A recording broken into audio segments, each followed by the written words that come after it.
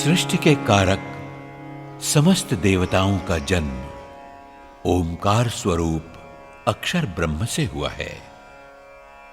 स्वर, व्यंजन, शब्द, पद, काव्य, साहित्य सभी ओमकार नाद से प्रकट हुए हैं।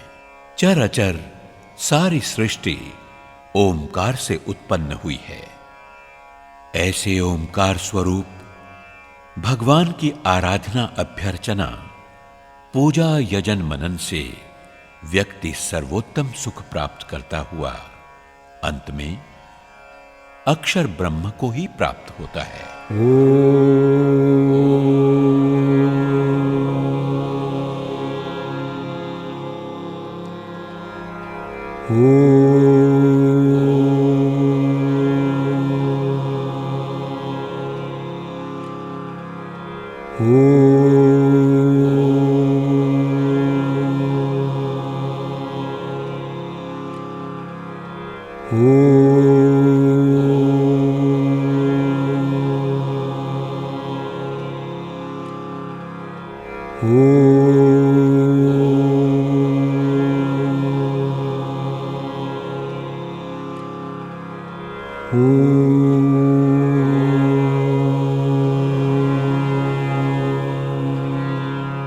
वंदना। मंगलाचरण के रूप में वंदना करने की सुदीर्घ परंपरा है। हम अपने कार्य के प्रारंभ में अपने इष्ट की वंदना करते हैं ताकि हमारा संकल्प निर्विघ्न समाप्त हो सके।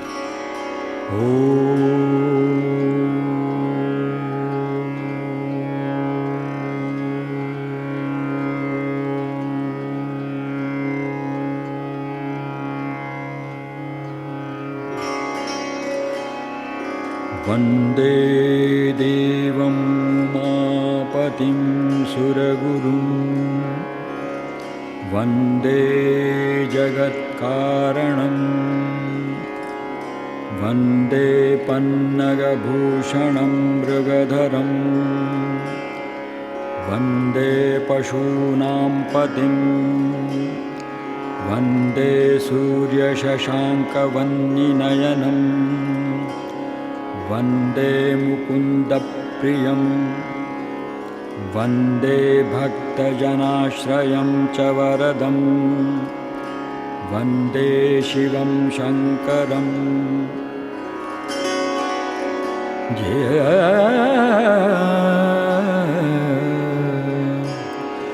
वन्दे देवं वन्दे देवं वन्दे देवं वन्दे देवं उमापतिं सुरगुरुं उमापतिं सुरगुरुं वन्दे जगत्कारणं वन्दे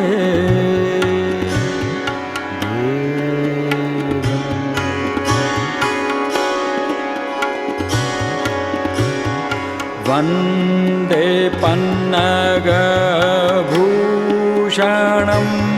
मृगधरं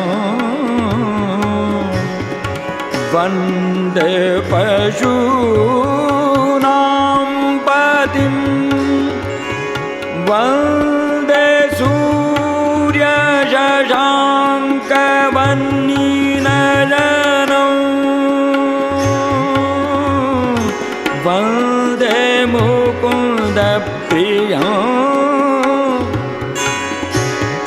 वन्दे मुकुन्द प्रियं वन्दे भक्तजनाश्रयं च वरदम्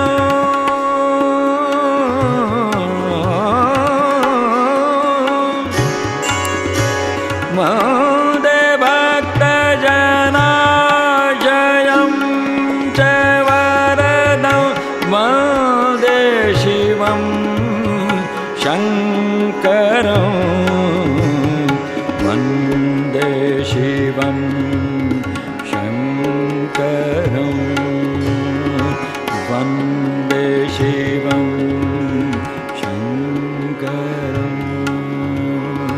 वन्दे शिवं शङ्करम्। ध्यानम।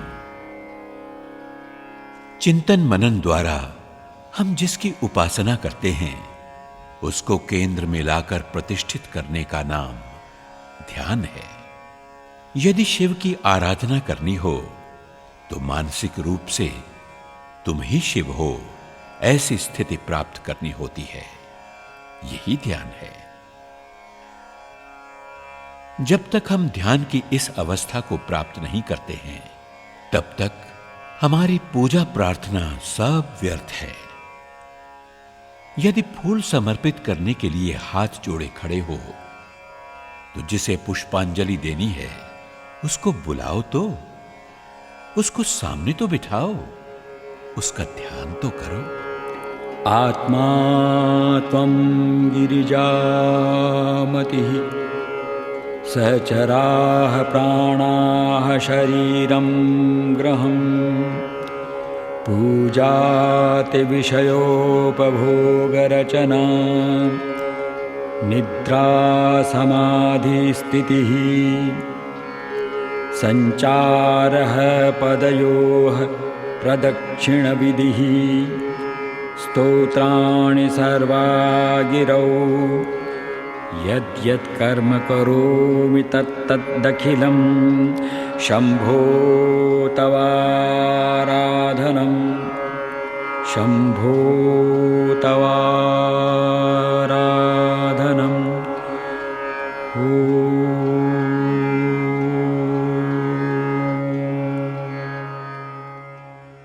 शिव महिम्नः स्तोत्रम कहा गया है, यह सतत कर्तृणाम भक्तानाम अशुभम पापम च शयति न शयति सह शिवः।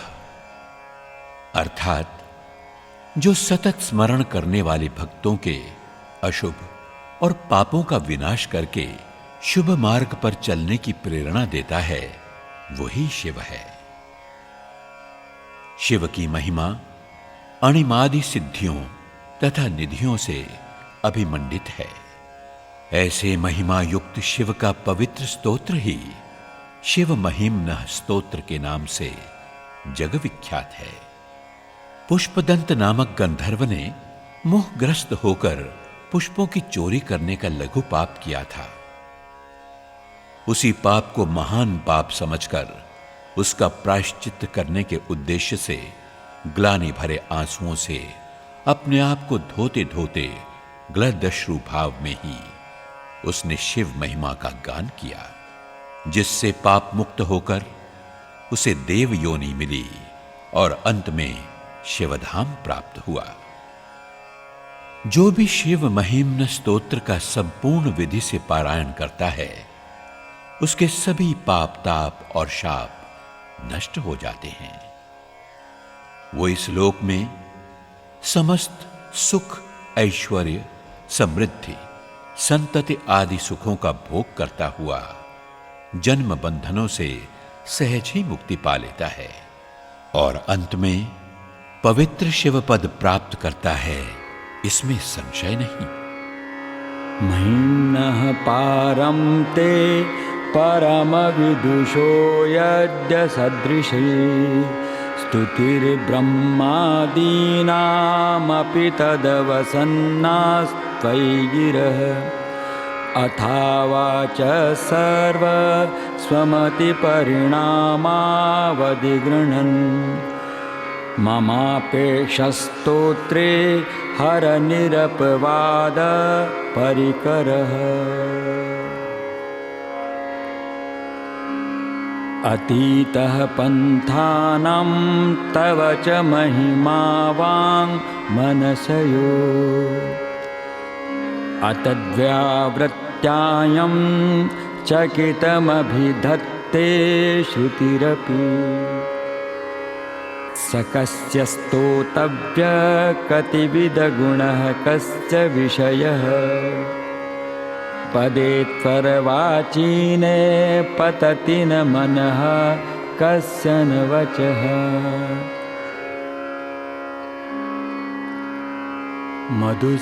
मधुस्फीतावाचः परममृतं निर्मितवतः तव ब्रह्मन् किं वाक् अपि सुरगुरोर्विस्मयपदम् मम त्वेतां वाणीं गुणकथनपुण्येन भवतः पुनामीत्यर्थेऽस्मिन् पुरमथनबुद्धिर्व्यवसिता तवैश्वर्यं यत्तज् जगदुदयरक्षाप्रलयकृत् त्रैवस्तु व्यस्तं त्रिषु गुणिभिन्नासु तनुषु अभव्यानाम् अस्मिन् वरदरमणीयां मरमणीं विहन्तुं व्याक्रोशिं विदधत इहेके जडधिया किमिह किङ्काय स खलु किमुपायस्त्रिभुवनम् किमाधारो धाता सृजति किमुपादान इति च अतर्केश्वर्ये त्वयि अनवसरदुःस्थो हतधिय कुतर्कोऽयं कांश्चिन्मुखरयति मोहाय जगत् अजन्मानो लोकाः किमवयववन्तोऽपि जगताम् अधिष्ठातारं किं भवविदरनादृत्य भवति अनीशो वा कुर्यात् भुवनजननेकः परिकरो यतो मन्दास्त्वां प्रयमरवरशंसेरत इमे त्रयीसाङ्ख्यं योगः पशुपतिमतं वैष्णवमिति प्रभिन्ने प्रस्थाने परमिदमदः पथ्यमिति च रुचीनां वैचित्र्यात् ऋजुकुटिलनानापथजुषां निर्णामेको गम्यस्त्वमसि पयसामर्णव इव महोक्षः खट्वाङ्गं परशुरजनिं भस्मफणिनः कपालं च कियत्तव वरदतन्त्रोपकरणम् सुरास्तां तां वृद्धिं ददति तु भवद्भ्रूप्रणिहितां न हि स्वात्मा रामं विषयमृगतृष्णा भ्रमयति ध्रुवं कश्चित् सर्वं सकलमपरस्वत्वद्ध्रुवमिदं परो ध्रुव्याध्रुव्ये जगति गदति व्यस्तविषये समस्तेऽप्येतस्मिन् पुरमथनतैर्विस्मित इव स्तुवञ्जिरेमि त्वां न खलु ननु दृष्टा मुखरता तवैश्वर्यं यत्नाद् यदुपरि विरञ्चिर्हरिरदः परिच्छेत्तुं याता वनलमनलस्कन्दवपुष ततो भक्ति श्रद्धा भरगुरुगणद्भ्यां गिरिशयत् स्वयं तस्थे ताभ्यां तव किमनुवृत्तिर्न फलति अयत्नादापाद्य त्रिभुवनमवैरव्यतिकरम् दशास्योपद्बाहून भृतरणकण्डूपरवशान् शिरः पद्मश्रेणीरचितचरणाभ्यां भुरुबले स्थिरायास्तद्भक्ते त्रिपुरहरविस्फुर्जितमिदम्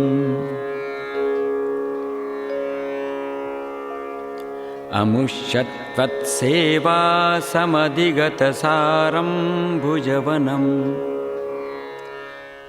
बलात् कैलासेऽपि त्वदधिवसतौ विक्रमयतः अलभ्या पातालेऽप्यलसचलिताङ्गुष्ठशिरसि प्रतिष्ठा त्वय्यासीत् ध्रुवमुपचितौ मुह्यति खलः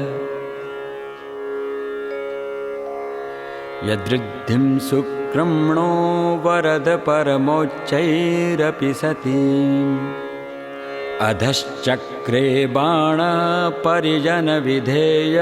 त्रिभुवनः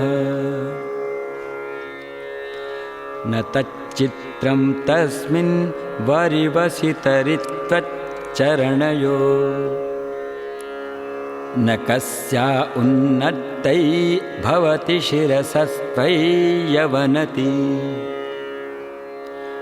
अकाण्डब्रह्माण्डक्षयचकितदेवासुरकृपा विधेयस्यां मासीत् त्रिनयनविषं संवृतवतः सकल्माषकण्ठे तव न कुरुते न श्रियमहो विकारोऽपि श्लाघ्यो भुवनभयभङ्गव्यसनिनः असीधार्था नैव क्वचिदपि सदैवासुरनरे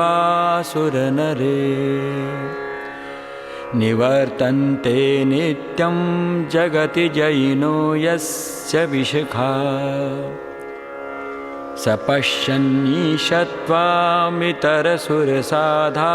सपश्यन्नीशत्वामितरसुरसाधारणमभूत् स्मर स्मर्तव्यात् न हि वशिपुपथ्य परिभवे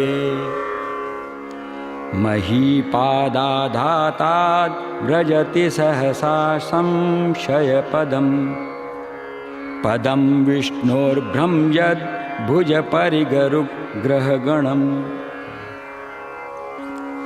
मुहुर्दोर्दोस्तं यात् अनिभृतजटाताडिततटा जगद्रक्षायै त्वं नटसि ननु वामैव विभूता व्यद्व्यापीतारा गणगुणितफेनोद्गमरुचि प्रवाहो आराम्यः पृषतलघुदृष्टः शिरसि ते जगद्वीपाकारं जलधिवलयं ते न कृतमित्यनेनैवोन्येयं घृतमहिमदिव्यं तव वपुः रथक्षोणीयन्ता शतधृतिरगेन्द्रो धनुरथो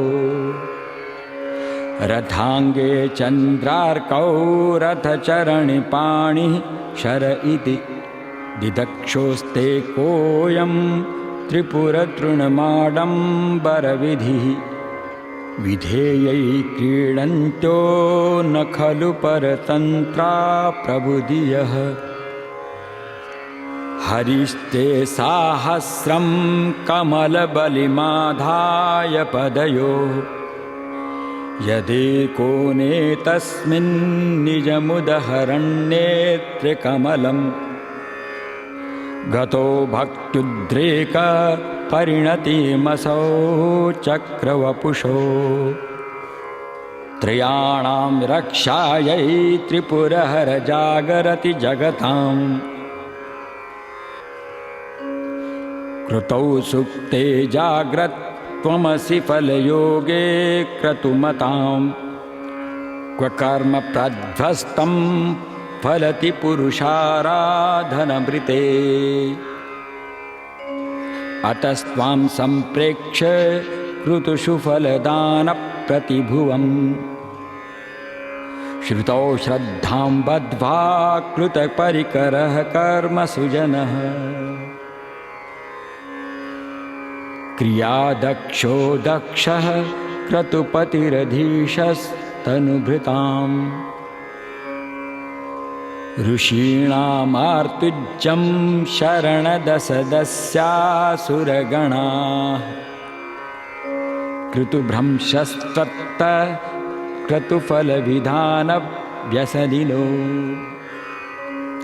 ध्रुवं कर्तुः श्रद्धा विदुरमभिचाराय हि मखाः प्रजानाथं नाथ प्रसभभविकं स्वां दुहितरम्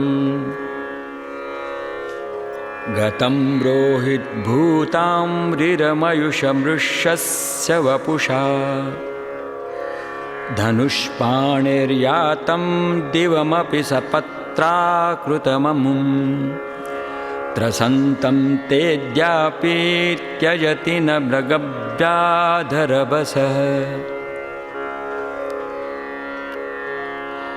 स्वलावण्याशंसाधृतधनुषमहना यत्रणवत् पुरःपृष्ठं दृष्ट्वा पुरमथनपुष्पायुधमपि यदि स्त्रैणं देवी यमनिरतदेहार्धघटनात् अवैति त्वामद्धा बत वरदमुग्धा युवतय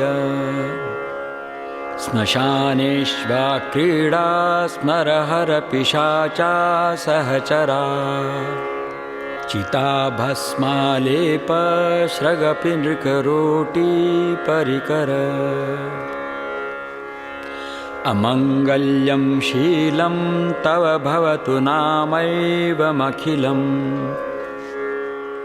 तथापि स्मरतणां वरद परमं मङ्गलमसि मनः प्रत्यक्चित्ते सविधमवधायात्तमरुतः प्रहृष्य द्रोमाण प्रमदसलिलोत्सङ्गितदृशः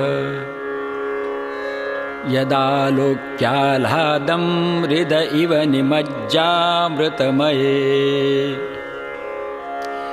दधत्यन्तस्तत्त्वं किमपि यमिनस्तत् किल भवान् त्वमर्कस्त्वं सोमस्त्वमसि पवनस्त्वं हुतवः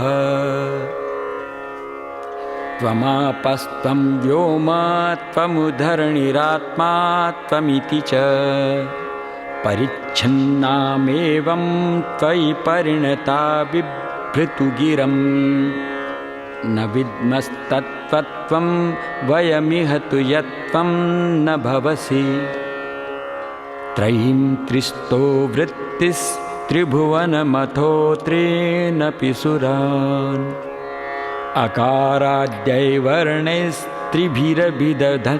अकाराद्यैवर्णैस्त्रिभिरभिदधत्तीर्णविकृति तुरीयं ते धाम ध्वनिभिरवरुन्धानमणुभिः समस्तं व्यस्त्वं त्वां शरणदगृणात्योमिति पदम्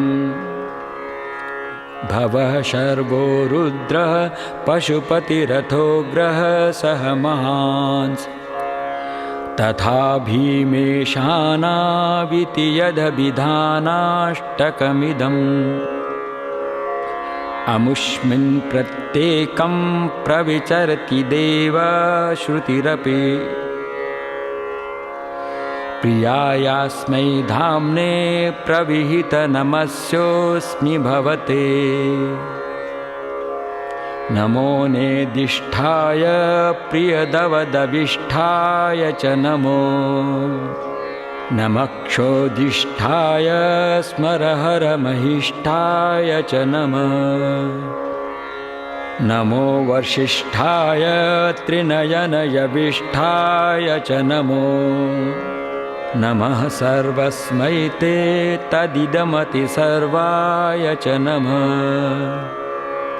बहुलरजसे विश्वोत्पत्तौ भवाय नमो नमः। प्रबलतमसे तत्संहारे हराय नमो नमः। जनसुखकृते सत्त्वोद्रिक्तौ मूढाय नमो नमः। प्रमहसि पदे निस्त्रैग्ने शिवाय नमो नमः। कृशपरिणतिचेत क्लेशवशं क्वचेदं क्व च तव गुणसीमोल्लङ्घिनी शश्वरिद्धि इति चकितममन्दीकृत्य मां भक्तिराधा वरद चरणयोस्ते वाक्यपुष्पोपहारम्। असितगिरिसमं स्यात् कज्जलं सिन्धुपात्रे सुरतरुवर्षाखा लेखनी पत्रमुर्वी। लिखति यदि गृहीत्वा शारदा सर्वकालं तदपि तव गुणानाम् ईशपारं न याति। असुरसुरमुनीन्द्रैरर्चितस्येन्दुमूले ग्रथितगुणमहिम्नो निर्गुणस्येश्वरस्य। सकलगणवरिष्ठपुष्पदन्ताभिधानो रुचिर्मलघुवृत्तै स्तोत्रमेतच्चकार।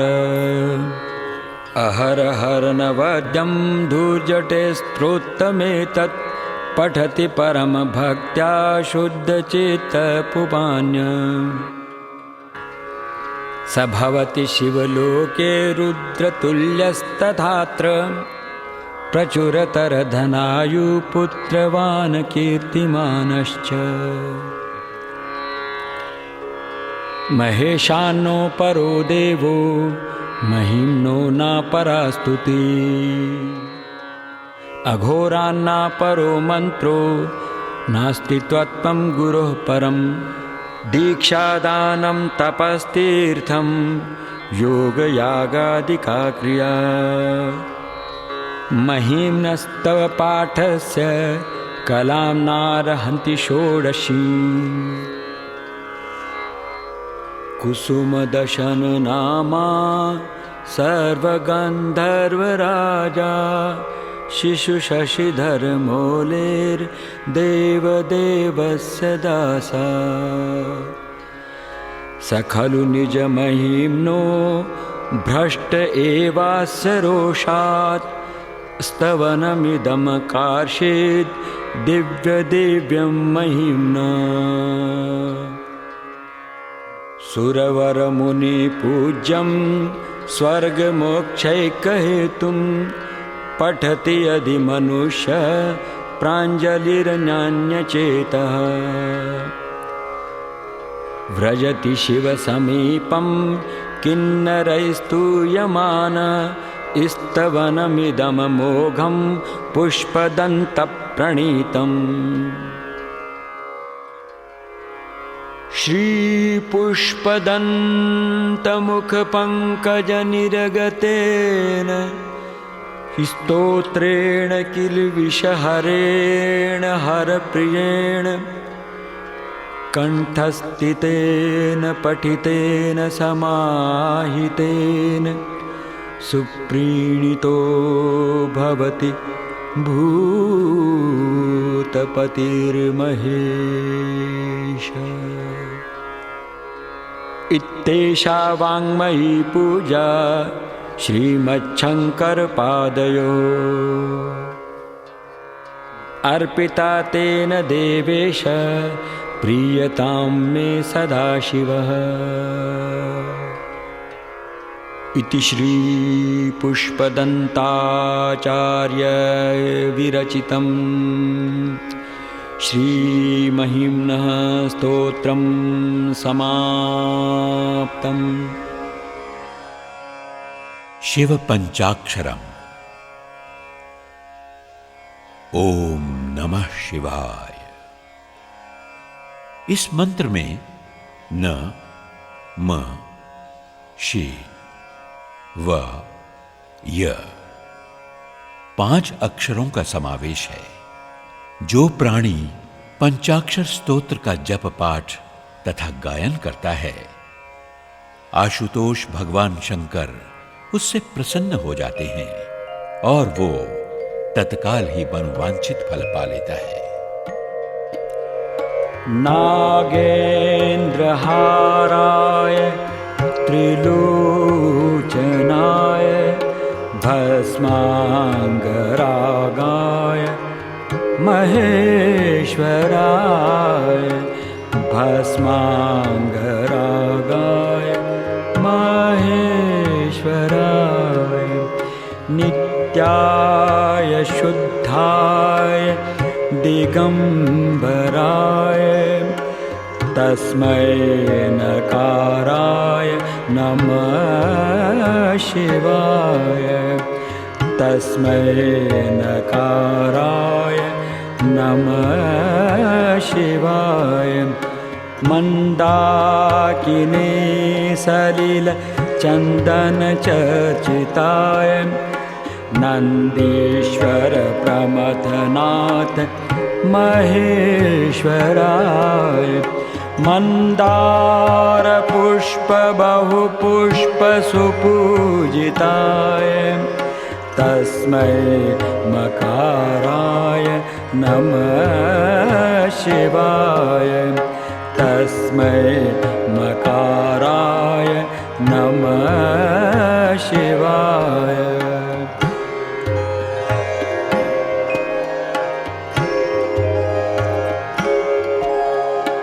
शिवाय गौरी वदनाब्जवृन्द शिवाय गौरी वदनाब्जवृन्द सूर्याय दक्षाध्वर नाशिकाय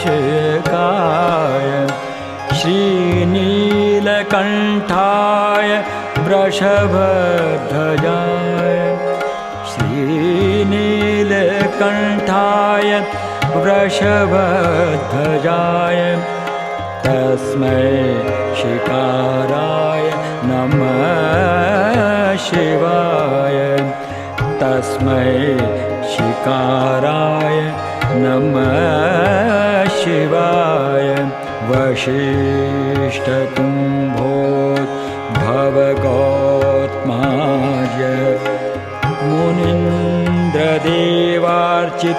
शेखराय मुनीन्द्रदेवार्चित शेखराय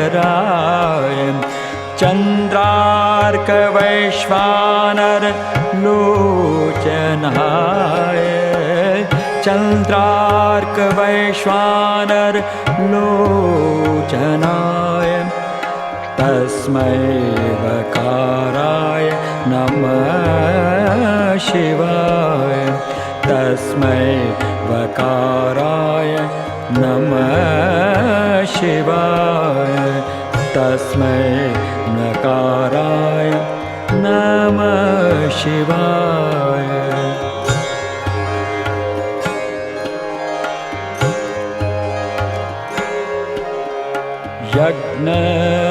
यज्ञस्वरूपाय जटाधराय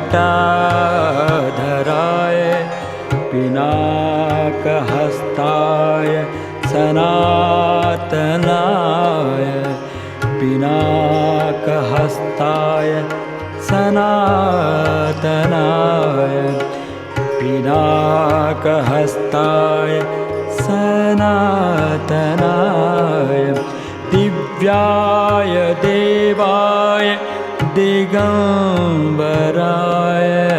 दिव्याय देवाय दिगंबराय दिव्याय देवाय दिगंबराय दिगम्बराय तस्मै यकाराय नमः शिवाय तस्मै यकाराय नमः शिवाय नमः शिवाय नमः शिवाय नमः शिवाय।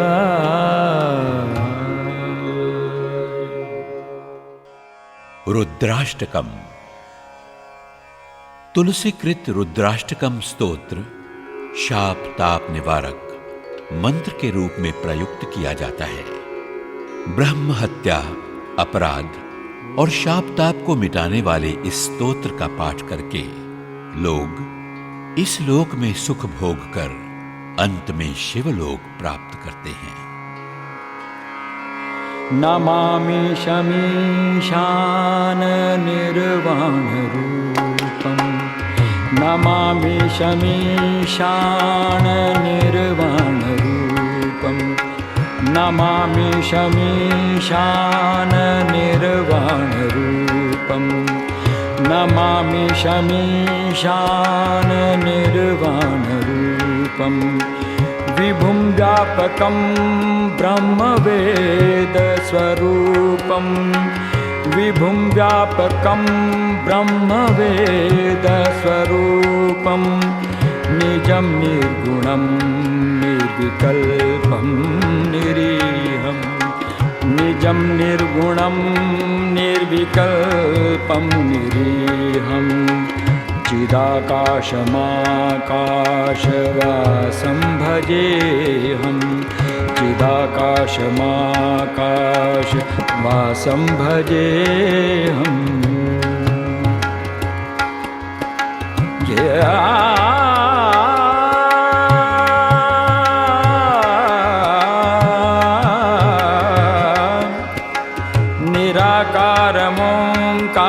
निराकारमोङ्कारमूलं तुरीयं निराकारमोङ्कारमूलं तुरीयं गिराज्ञानगोतीतमीशं गिरीशं गिराज्ञानगोतीतमीशं गिरीशं करालं महाकालकालं कृपालं करालं महाकालकालं कृपालं गुणागार संसार पारं नतोऽहं पारं नतोऽहं पारं नतोऽहं तुषाराद्रिसङ्काशगौरं गभीरा तुषाराद्रिसङ्काशगौरं गभीरं मनोभूतकोटि प्रभाषे शरीरं मनोभूतकोटि प्रभाषे शरीरं सुरन्मौलिकल्लोलिनि चारुगङ्गा सुरन्मौलिकल्लोलिनि चारुगङ्गा लसद्भालबालेन्दु कण्ठे भुजङ्गा लसद्भालबालेन्दु कण्ठे भुजङ्गा कण्ठे भुजङ्गा कण्ठे भुजङ्गा कण्ठे भुजङ्गा चलत्कुण्डलं भ्रूसुनेत्रं विशालं चलत्कुण्डलं भ्रूसुनेत्रं विशालं प्रसन्नाननं नीलकण्ठं दयालं प्रसन्नाननं नीलकण्ठं दयालं मृगाधीशचर्माम्बरं मुण्डमालं मृगाधीशचर्माम्बरं मुण्डमालं प्रियं शङ्करं सर्वनाथं भजामि प्रियं शङ्करं सर्वनाथं भजामि नाथं भजामि प्रियं शङ्करं सर्वनाथं भजामि प्रियं शङ्करं सर्वनाथं भजामि प्रियं शङ्करं सर्वनाथं भजामि प्रिय शङ्करं सर्वनाथं भजामि प्रियं शङ्करं सर्वनाथं भजामि प्रचण्डं प्रकृष्टं प्रगल्भं परेशम् अखण्डम् अजं भानुकोटिप्रकाशं त्रयशूलनिर्मूलनं शूलपाणिं भजेऽहं भवानी पतिं भावगम्यं भजेऽहं भवानी पतिं भावगम्यं भजेऽहं भवानी पतिं भावगम्यं जय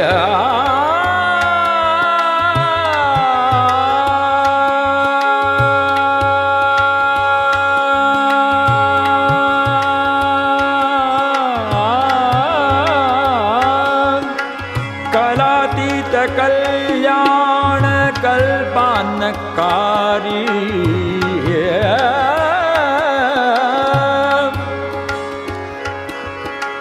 कलातीत कल्याण कल्पान्नकारी सदा सज्जनानंद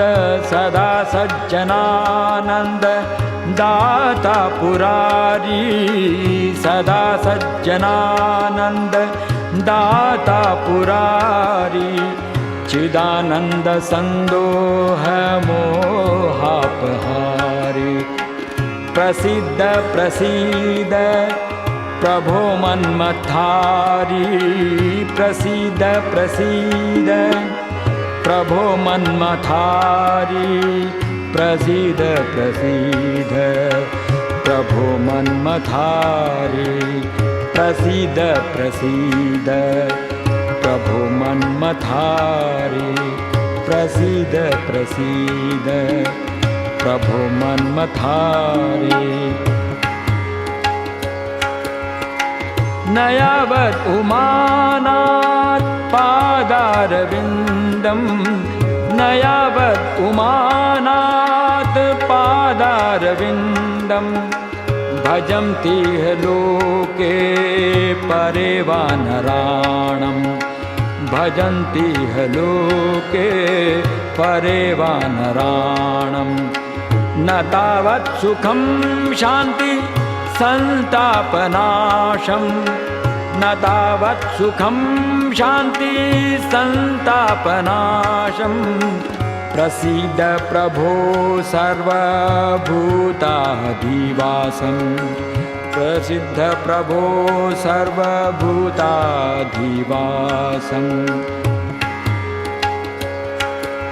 न जानामि योगं जपं नैव पूजां न जानामि योगं जपं नैव पूजां न तोऽहं सदा सर्वदा शम्भुतुभ्यं न तोऽहं सदा सर्वदा शम्भुतुभ्यं जरा जन्म दुःखोघतातप्यमानं जरा जन्म दुःखोघतातप्यमानं प्रभु पाहि आपन्नमामीश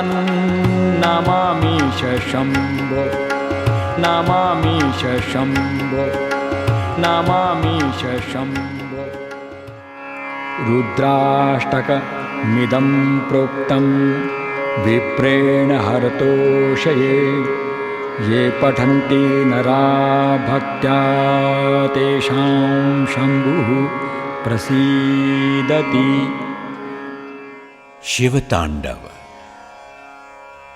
रावण ने शिव तांडव स्तोत्र से भगवान शंकर को इतना प्रसन्न कर लिया कि आशुतोष भगवान शिव ने उसे केवल सकल समृद्धि सिद्धि से युक्त सोने की लंका ही वरदान के रूप में नहीं दी, अपितु संपूर्ण ज्ञान, विज्ञान एवं अमर होने का वरदान भी दिया।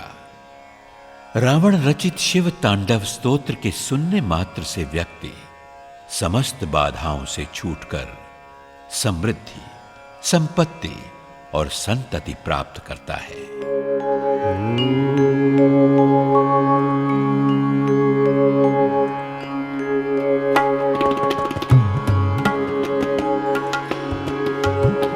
जटाटवीगलच्चल प्रवाह पावितस्थले, जटाटवीगलच्चल प्रवाह पावितस्थले, गले बलं गलम्बितां भुजङ्गतुङ्गमालिकां, गले बलं गलम्बितां भुजङ्गतुङ्गमालिकां, डमड्डमड्डमड्डमन् निनादवड्डमर्वयं, डमड्डमड्डमड्डमन् निनादवड्डमर्यवं, चकारचण्डताण्डवं तनोतु न शिव शिवं, तनोतु न शिव शिवं, तनोतु न शिव शिवम्।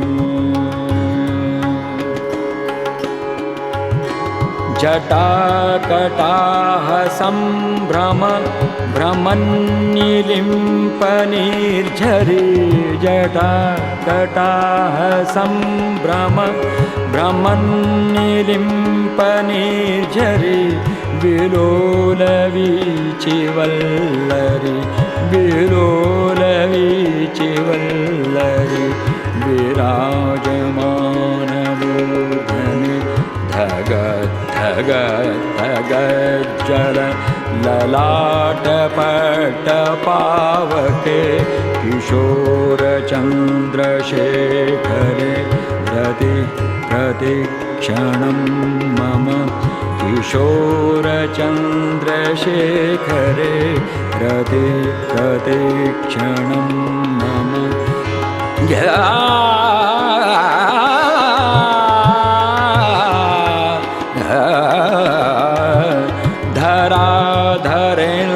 धराधरेन्द्रनन्दिनी विलासबन्धुबन्धुरस्वर दिगन्तसन्तति,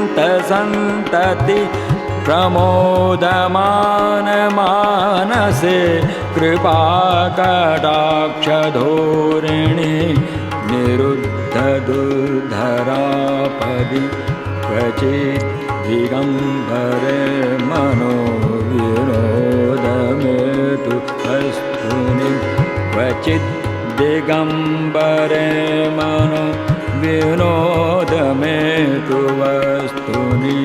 जटाभुजङ्गपिङ्गल सुरत्फणामणि प्रभा कदम्ब कुङ्कुम द्रव, कदम्ब कुङ्कुम द्रव, प्रलिप्त दिग्वधूमुखे, प्रलिप्त दिग्वधूमुखे, मदान्धसिन्धुरसुरत्वगुत्तरीयमेदुरे, मदान्धसिन्धुरसुरत्वगुत्तरीयमेदुरे, मनोविनोदमद्भुतं विभर्तु भूतभर्तरि, सहस्रलोचन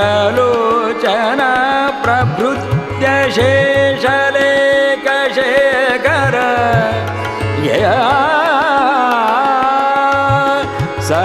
सहस्रलोचन प्रभृत्य शेषलेखशेखरे, प्रसूनधूलिधोरणि विधूसरान्द्रिपीठभू,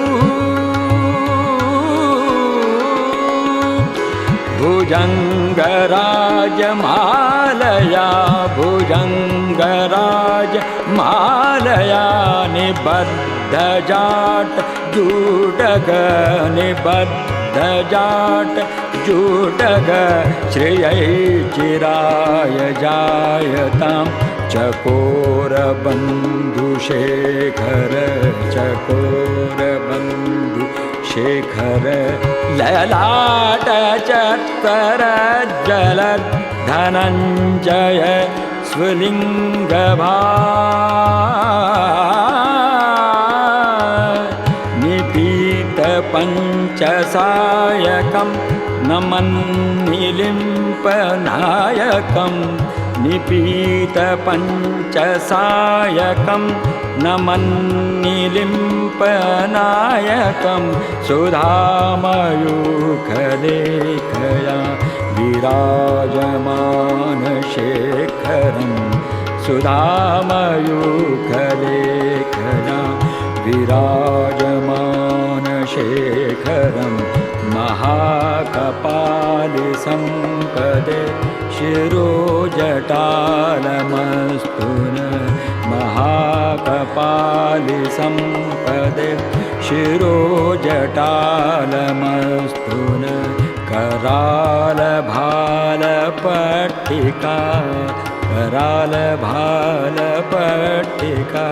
धगद् धगद् धगद् जलद् धगद् धगद् धगद् जलद् धनञ्जयाहुति कृत प्रचण्ड पञ्चसायके धराधरेन्द्रनन्दिनी धराधरेन्द्रनन्दिनी कुचाग्रचित्रपट्टग कुचाग्रचित्रपट्टग प्रकल्पनैकशिल्पिनी त्रिलोचने रतिर्मम त्रिलोचने रतिर्मम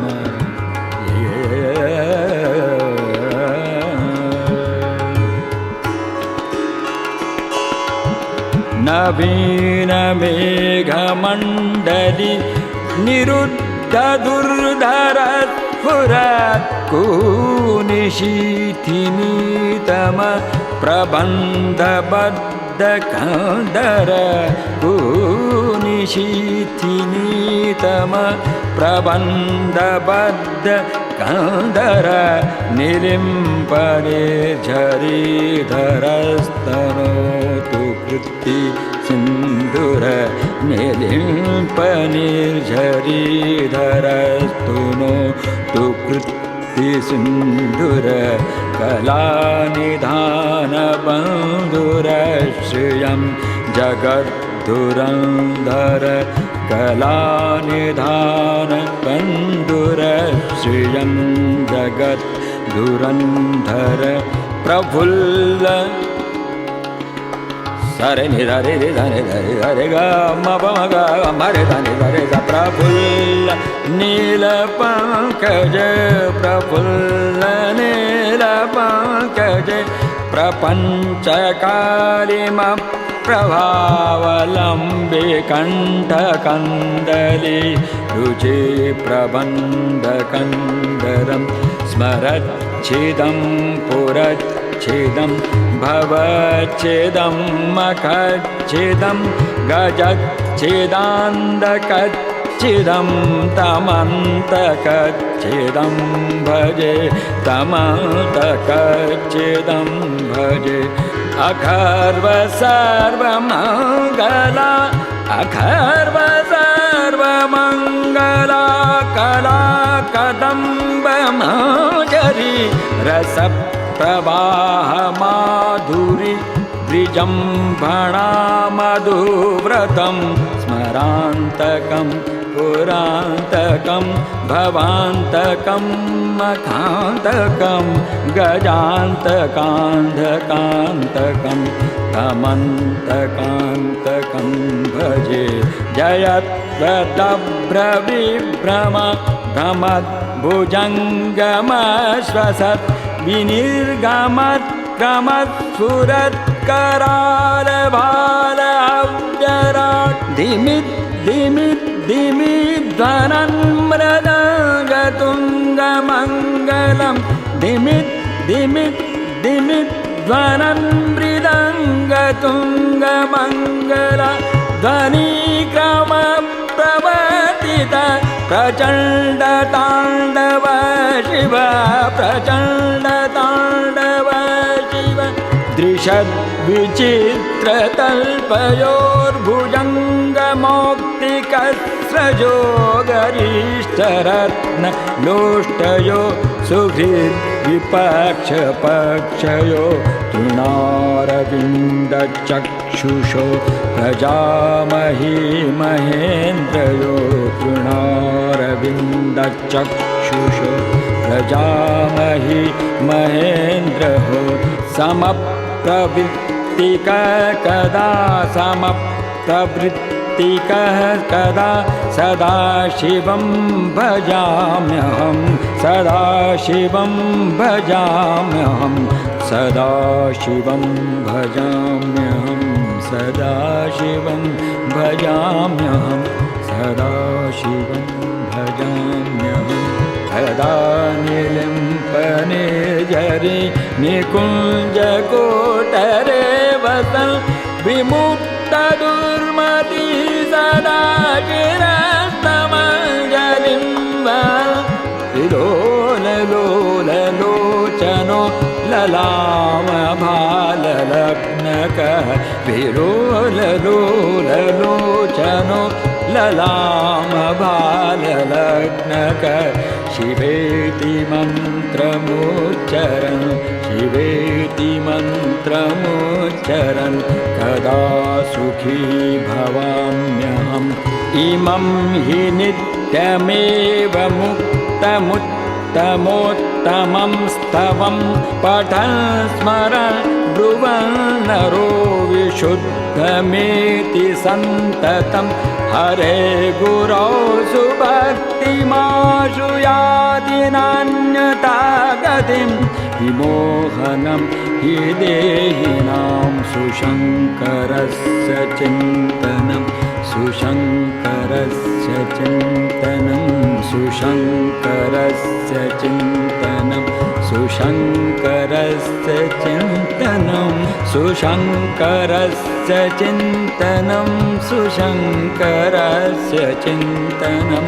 सुशङ्करस्य चिन्तनं सुशङ्करस्य चिन्तनं सुशङ्करस्य चिन्तनं पूजावसान समये दशवक्त्रगीतम् यः शम्भुपूजन परं पठति प्रदोषे तस्य स्थिराम्रथगजेन्द्र तुरङ्गयुक्तां लक्ष्मीं सदैव सुमुखीं प्रददाति शंभुः। शिवाष्टक। श्रीमद् शंकराचार्य ने मानव के दुख और कष्टों के निवारण के लिए शिव के 8 श्लोकों को शिवाष्टक रूप में रचा है। इसका श्रवण, मनन और पाठ करने से मनुष्य सब कष्टों से मुक्त होकर सहज ही मुक्ति प्राप्त कर लेता है। संसार के गहन दुखों के विनाश के लिए शिवाष्टक एक उत्तम औषधि है।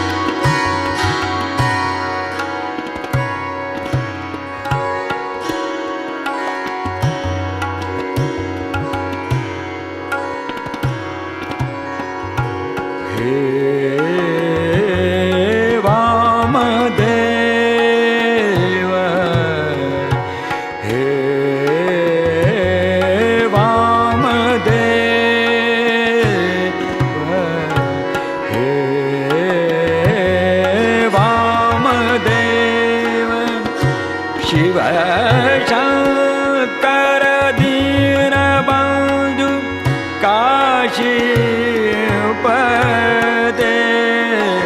पशुपते पशुभाष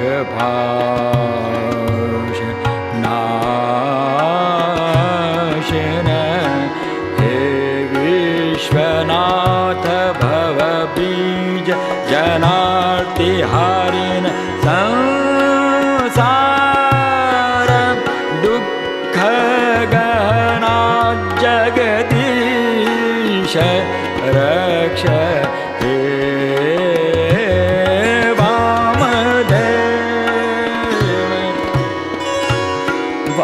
वामदेव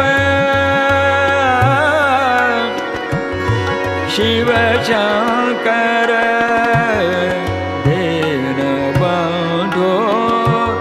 काशीपते पशुपते पशुपाशनाशिन हे विश्वनाथ भवबीज जनार्तिहारिण संसार दुःख गहना जगदीश रक्ष हे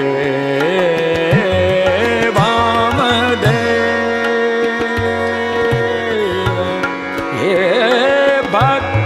भक्तवत्सल हे भक्तवत्सल हे भक्तवत्सल हे भक्तवत्सल सदा शिव हे महेश शंभो हे विश्वतात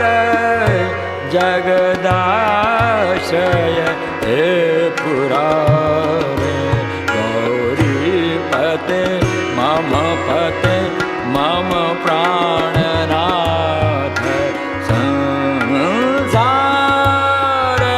दुःख गहना जगदीश रक्ष हे वामदेव हे दुःख भंजन विभो गिरिजेश शूरिन् हे वेदशास्त्र विनिवेद्य जनेकबन्धु हे व्योमकेश भुवनेश जगदभिषेक संसार दुःख गहना जगदीश रक्ष हे वामदेव हे धूर्जटे गिरीश गिरिजार्दे हे सर्वभूत जनक प्रथमेश देव हे सर्वदेव परिपूजित पाद पद्म संसार दुःख गहना जगदीश रक्ष हे वामदेव हे धूर्जटे गिरीश गिरिजार्दे हे सर्वभूत जनक प्रथमेश देव हे सर्वदेव परिपूजित पाद पद्म संसार दुःख गहना जगदीश रक्ष हे वामदेव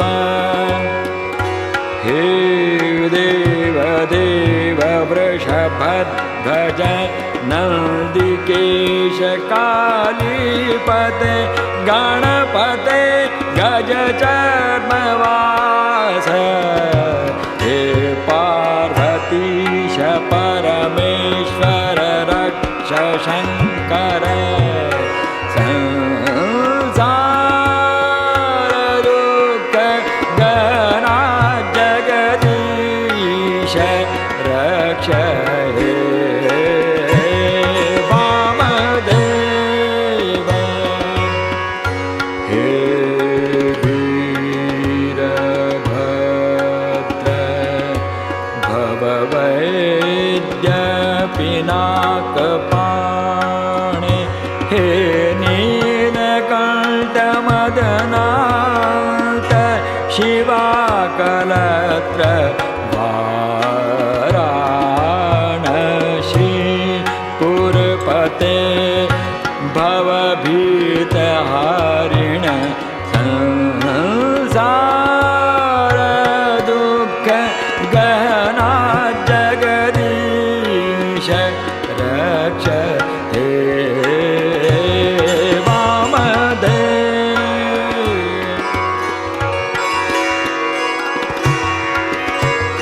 हे काल काल मृड शर्व सरासहाय हे भूतनाथ भवबाधक हे त्रिनेत्र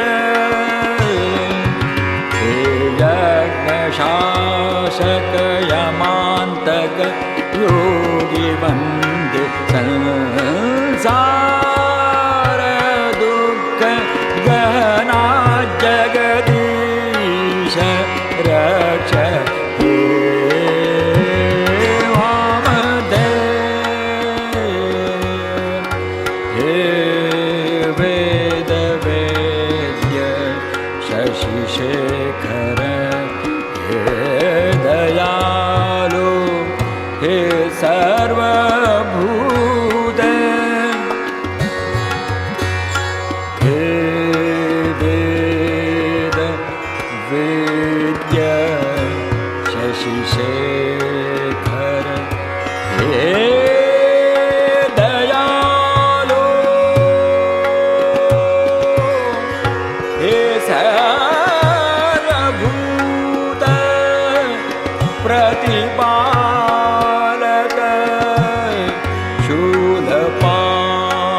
शूलपाणे हे चन्द्र सूर्य शिखिनेत्र चिदेकरूप संसार दुःख गहन जगदीश रक्ष हे वामदेव वामदेव वामदेव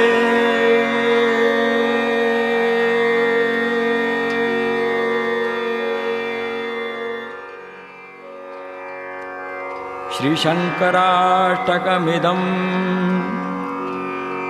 यः पठेत् शिवसन्निधौ शिवलोकमवाप्नोति शिवेन सह मोदते। क्षमा प्रार्थना। भगवान के स्वरूप के अंकन में कोई न कोई कमी त्रुटि रह ही जाती है। उसी प्रकार स्तोत्र उच्चारण में भी स्वर, पद, लय, गति में भी कहीं न कहीं भूल होती ही है। भगवत पूजा अर्चना की अनेक विधियां हैं, किंतु हम उसका पूर्ण परिपालन कहां कर पाते हैं। इसीलिए स्तोत्र एवं पूजा की समाप्ति पर क्षमा प्रार्थना करते हैं। कर चरण कृतं वा, कर चरण कृतं वा, कायजं कर्मजं वा, श्रवण नयन सहजं वा मानसं वापराधं विहितमविहितं वा सर्वमेतत् क्षमस्व जय जय करुणाब्धे जय जय करुणाब्धे श्रीमहादेव शम्भो श्रीमहादेव शम्भो श्रीमहादेव शम्भो श्रीमहादेव शम्भो श्री